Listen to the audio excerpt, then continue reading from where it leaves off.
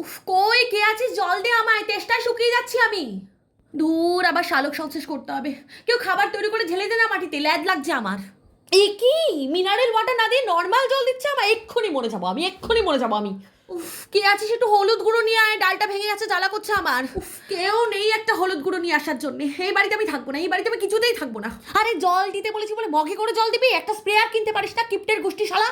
উফ, কি গরম, কি হিউমিডিটি! 3 দিন হয়ে গেল আমার নার্সারিং করার সময় হলো না কারো। এক্ষুনি পাতা কাল করে দিচ্ছি, এক্ষুনি পাতা কাল। এই বাড়িটার লোকজন যেন কেমন যত্নই নেয় না আমার। কি একটা বাড়িতে এসে পড়লাম, ভাল লাগে না। উফ, এই চড়া রোদে ফেলে রেখে চলে গেল। আরে আমার ক্লোরোফিল এত দুর্বল নয়, ঘরে বসে শালো সংশ্লেষ করতে পারি আমি। ঘরে ঢোকা আমায়।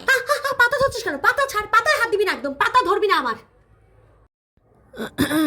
কে আছে একটু জল দিয়ে যাও, 10 দিন ধরে জল পাচ্ছি না, সারা শরীর শুকিয়ে যাচ্ছে। না না, এইভাবে মানুষের অপেক্ষায় বসে থাকলে হবে না, নিজেকেই জলের ব্যবস্থা করে নিতে হবে। আজ এই মানুষগুলো আমায় যতই যেমন তেমন করে ফেলে রাখুক, বড় হয়ে এই মানুষগুলোকেই ছায়া দেবো আমি, এটাই আমার কর্তব্য। ওই যে একটা লোক থুতু ফেলছে, ওখান থেকে আমাকে জল জোগাড় করতে হবে, ওখান থেকেই আমাকে জল জোগাড় করে দিতে হবে।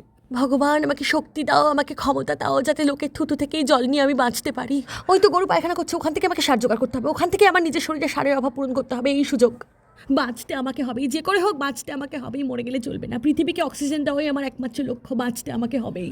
ভগবান, আমার শিকড়ে জোর দাও। আমি জানি আমার চাহিদা আমাকেই পূরণ করতে হবে, কোনো মানুষ আমার জন্য চাহিদা পূরণ করে দেবে না। আমার চাহিদা আমাকেই পূরণ করতে হবে, আমার শিকড়ে জোর দাও ভগবান।